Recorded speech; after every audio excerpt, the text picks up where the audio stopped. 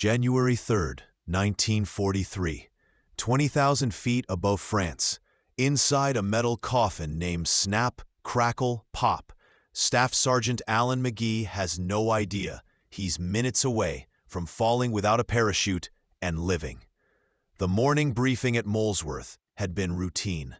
72 flying fortresses of the 303rd Bombardment Group would fly deep into occupied France, target the U-boat pens at Saint-Nazaire, and return before dark.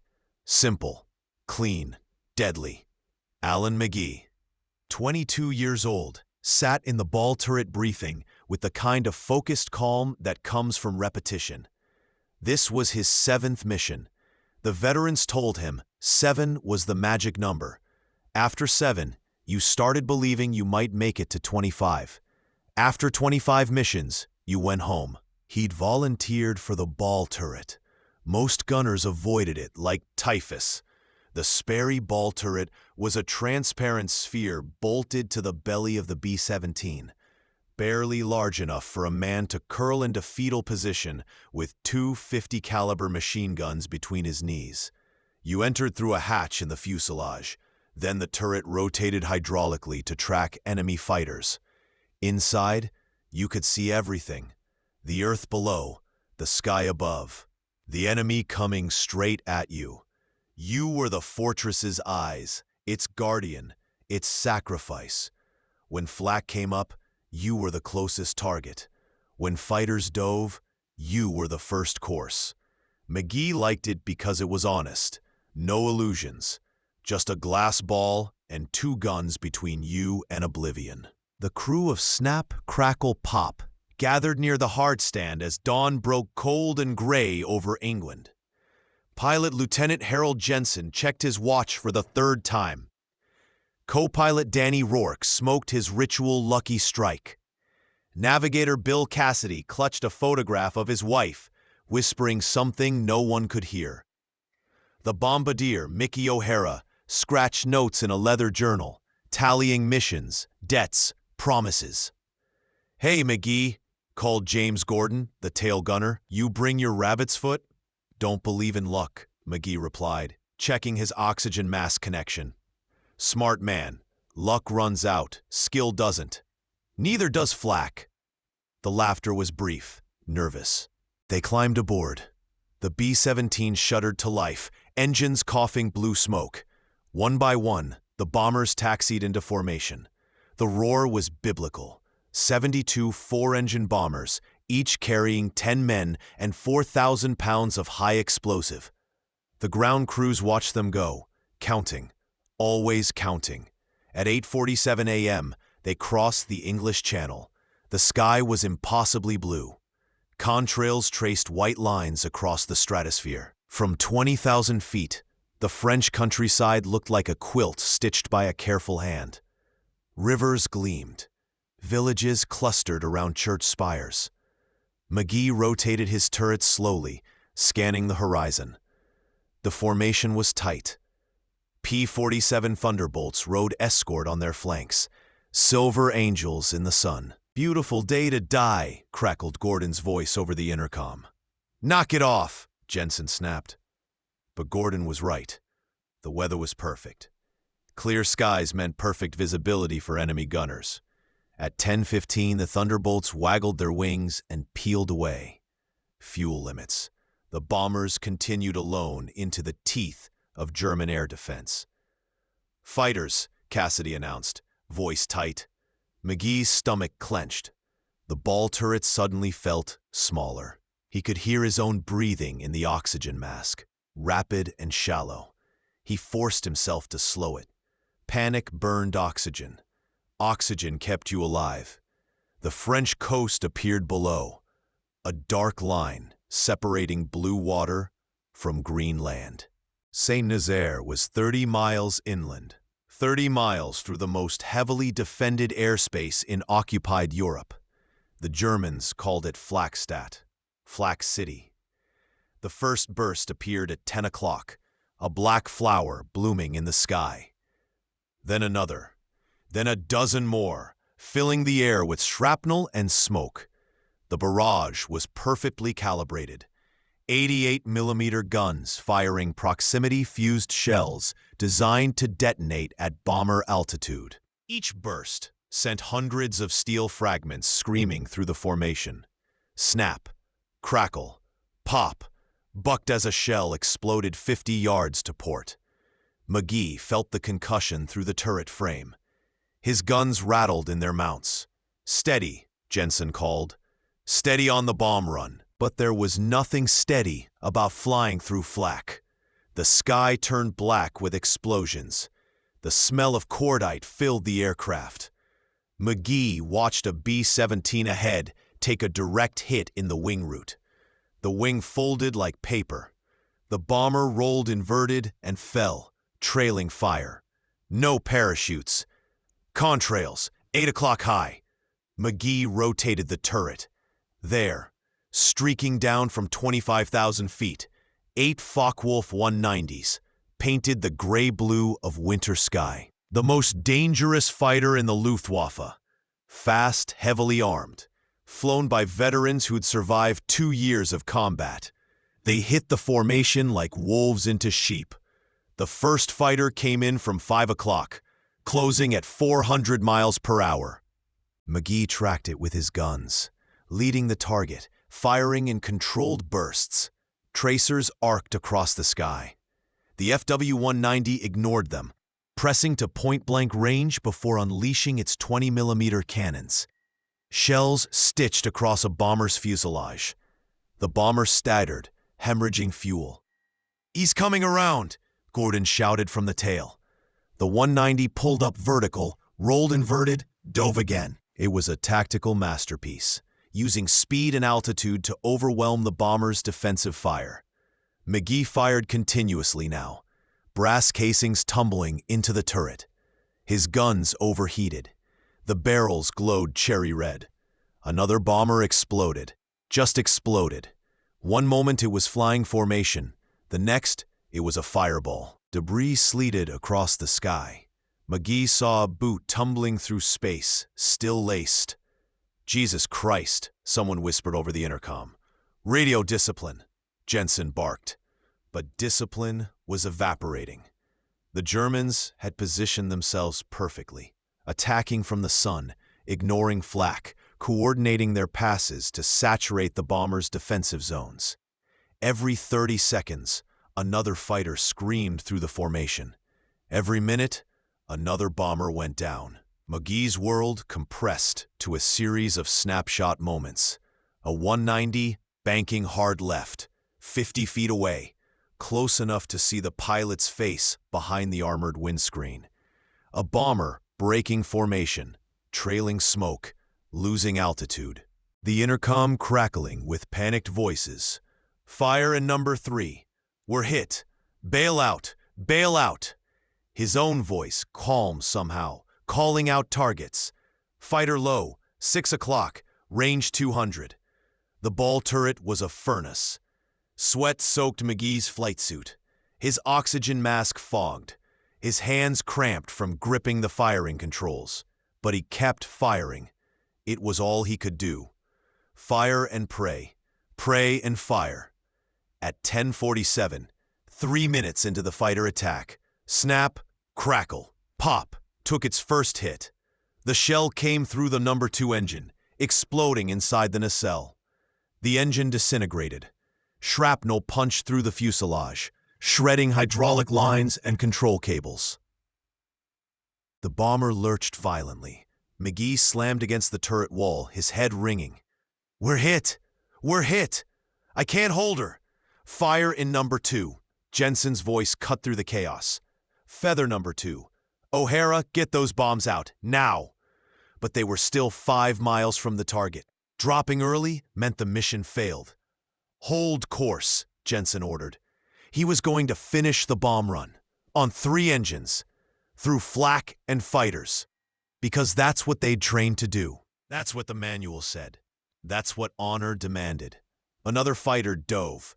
This one fired rockets, Werfer grenade tubes mounted under the wings. The rockets streaked across the formation, trailing smoke. One hit a bomber in the nose section. The entire front of the aircraft vanished. The bomber tumbled, crew members sucked out through the torn fuselage. Magee rotated his turret, tracking, firing. His guns clicked, empty, out of ammunition. He reached for the reload mechanism. It was jammed. Shrapnel damage. He was defenseless. "Magee, status," Jensen called. "Guns down. I'm out." "Stay in position. Watch for fighters." Watch them kill us, Magee thought. But he stayed, because where else was there to go? The FW-190s made another pass. This time, one of them focused on snap, crackle, pop. The German pilot was precise, clinical. He positioned himself at 4 o'clock, low, exactly where Magee's dead guns couldn't track, and opened fire. 20-millimeter cannon shells walked up the fuselage. They punched through aluminum like tissue paper, detonating inside the airframe. Magee heard them exploding above him. Crew compartment, radio room, waist guns. He heard screaming on the intercom. Then something hit him. The pain was instant and overwhelming. His chest erupted in fire. He looked down and saw blood spreading across his flight suit. Shrapnel. A fragment had punched through the turret's thin armor, through his flak vest, into his chest cavity. He couldn't breathe. He tried to speak into the intercom, but his voice was a whisper. The oxygen mask wasn't working, or maybe his lungs weren't working. Blood filled his mouth. "I'm dying," he thought. "This is what dying feels like." The bomber lurched again. More hits. The entire aircraft shuddered. Magee knew they were going down. He had to get out of the turret, had to reach the main cabin, had to get a parachute. His hands found the manual crank. The hydraulics were dead. He cranked. Each rotation sent fresh agony through his chest. The turret rotated with agonizing slowness, degree by degree, until the hatch aligned with the fuselage opening. He crawled through, leaving a blood trail on the metal. The crew compartment was chaos, smoke, sparks. 2 waist gunners lay motionless. The radio operator was trying to stem bleeding from his leg with a torn shirt. Magee found a parachute pack mounted on the wall. He grabbed it, pulled it close. The fabric was shredded. Shrapnel had torn through the canopy. Useless. Another explosion. The aircraft pitched violently.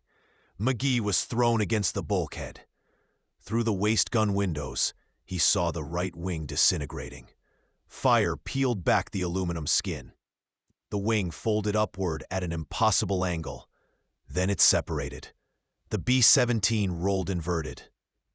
Everything not tied down became airborne. Magee tumbled through the cabin like a rag doll. He saw the open waist gun port rushing toward him, a rectangular hole opening onto empty sky. He fell through it. The first sensation was wind. Screaming, tearing, infinite wind. It ripped at his flight suit, his mask, his skin. He tumbled uncontrollably, sky and earth trading places every second. 20,000 feet of empty air below him. No parachute. Terminal velocity for a human body is 120 miles per hour. Magee would reach it in 12 seconds. After that, he would fall at constant speed until the earth killed him. Simple physics. Inevitable mathematics. He tried to spread his arms and legs, tried to slow his rotation. His chest screamed with every movement. Blood sprayed from his mouth, carried away instantly by the wind. He couldn't see. Tears streamed from his eyes. His oxygen mask was gone, ripped away at some point. The air was too thin to breathe. The B-17 fell alongside him, tumbling in pieces. The tail section spiraled past. The fuselage broke in half, spilling equipment and bodies. He saw a man fall past him, arms outstretched, reaching for nothing. "I'm 22 years old," Magee thought. "I've never been in love. I've never finished college. I've never seen California. The sky was so blue, impossibly blue." He rotated slowly now, falling more stable. The earth spread below him, like a map. He could see St. Nazaire burning. The U-boat pens were wreathed in smoke. The mission had succeeded. 72 bombers had dropped their loads. Whatever happened to him, the mission had succeeded.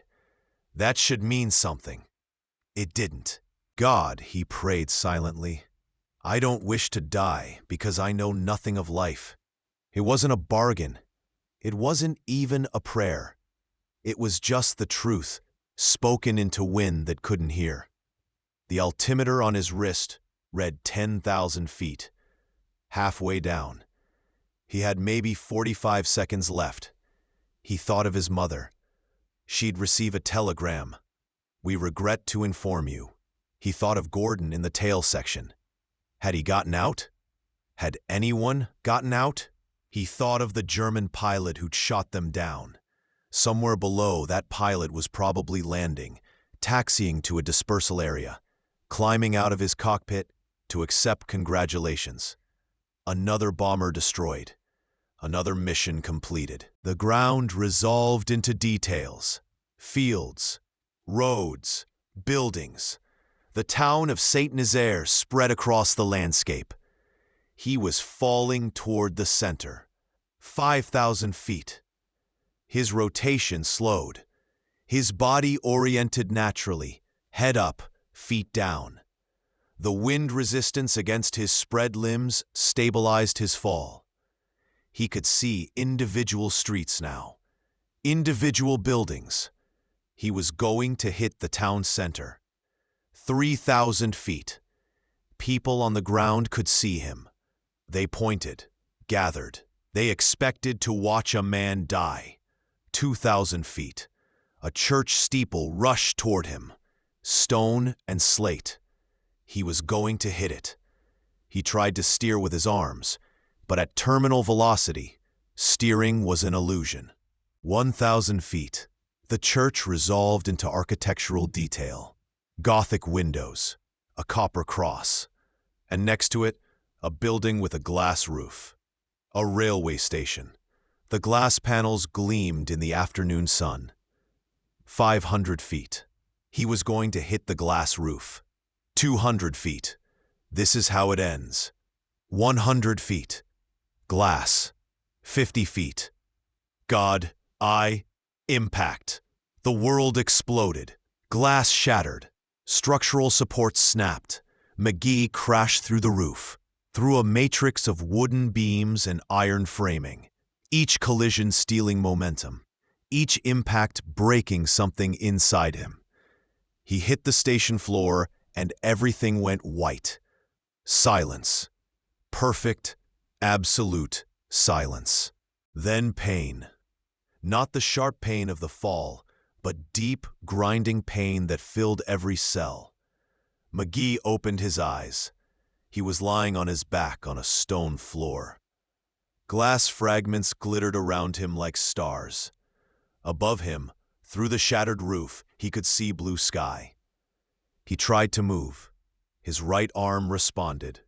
His left leg. He was alive. He was alive.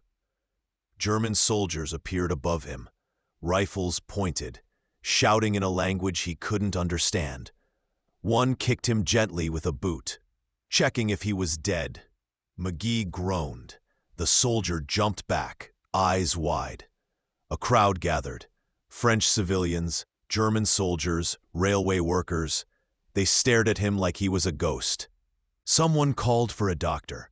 Dr. Klaus Bauer arrived 10 minutes later, a Wehrmacht medical officer assigned to the St. Nazaire garrison. He knelt beside Magee, checked his pulse, examined his injuries. His expression shifted from professional detachment to disbelief. "You fell from a bomber," he said in accented English. "How high?" Magee coughed blood. 20,000 feet. "Impossible. No one falls from 20,000 feet and lives." "Glass roof," Magee whispered. Bauer looked up at the shattered skylight. Understanding dawned slowly. The glass distributed the impact. The beams slowed your velocity. The angle of the roof. He shook his head. "You should still be dead. Your bones should be powder. Your organs should be pulp, but they weren't. The glass roof had shattered progressively, each panel absorbing energy. The wooden beams had deflected his trajectory, preventing a direct vertical impact. The angle of the roof, approximately 30 degrees, had converted some of his vertical momentum into horizontal motion. By the time he hit the floor, his velocity had decreased to barely survivable levels. Barely survivable. He had 28 shrapnel wounds, a punctured lung, severe internal bleeding, multiple fractures, and a head injury. But he was alive. They carried him to a German military hospital. Nurses cleaned his wounds. Surgeons removed shrapnel. He drifted in and out of consciousness for 3 days. When he finally woke fully, Bauer was sitting beside his bed. "You are Staff Sergeant Alan Magee," Bauer said. "We found your dog tags. You are now a prisoner of war." Magee nodded weakly. "How many? How many what? How many from my crew?" Bauer consulted a file. 7 bombers were lost in the raid. Your aircraft was one of them. We recovered 10 bodies from the crash site. 1 survivor, the tail gunner, James Gordon. He's in this hospital. 10 men, 9 dead, 1 survivor besides Magee. The crew of Snap, Crackle, Pop had ceased to exist. Magee spent 6 weeks in the hospital, then was transferred to Stalag Luft 3, the POW camp in Silesia. Gordon was already there, recovering from his own injuries. When Magee walked into the compound, Gordon stood up from a bench, face white. "Surely," Gordon said. "I thought you were dead." "So did I." They embraced carefully, both men still healing. "I saw the plane break apart," Gordon continued. "I saw you fall. No shoot. 20,000 feet. I watched you disappear into the clouds." "Glass roof," Magee said. "What?" "I hit a glass roof. Railway station. The glass broke my fall." Gordon stared at him for a long moment. Then he started laughing. Not humor. The laughter of a man confronting cosmic absurdity. "A glass roof. Of course. Of course." They spent the rest of the war in Stalag Luft 3. 2 years of boredom, hunger, and cold. 2 years of watching the sky, remembering the day they fell. When the war ended, they went home. In 1995, Alan Magee returned to Saint Nazaire. He was 74 years old, walking with a cane, his chest scarred but strong. The railway station had been demolished in 1958. A parking garage stood in its place. He stood where the glass roof had been, looking up at empty sky. "I remember it being smaller than this," he said to the reporter accompanying him. "What do you remember?" the reporter asked. "The blue. The sky was so blue." The raid on Saint Nazaire had involved 72 bombers. 7 were lost. 47 returned damaged. 70 airmen died. 200 were injured. The U-boat pens were barely scratched. They would continue operations for 2 more years. Alan Magee lived to be 92 years old. He died in 2003, having outlived almost everyone who'd witnessed his fall. In interviews, he never claimed divine intervention, never called it a miracle. When pressed, he'd say only, "I fell, the glass broke, I lived, that's all." But sometimes, late at night, he'd wake from dreams of falling and lie still in the darkness, listening to the silence, and whisper to no one, "I don't wish to die because I know nothing of life." And in the morning, the sun would rise, and he would live another day and another, learning what life meant, one breath at a time. If you listen to this story from start to end, I thank you. You can support me for free and listen to more stories if you subscribe to this channel and comment your own stories. Thank you. We'll meet you in the next story.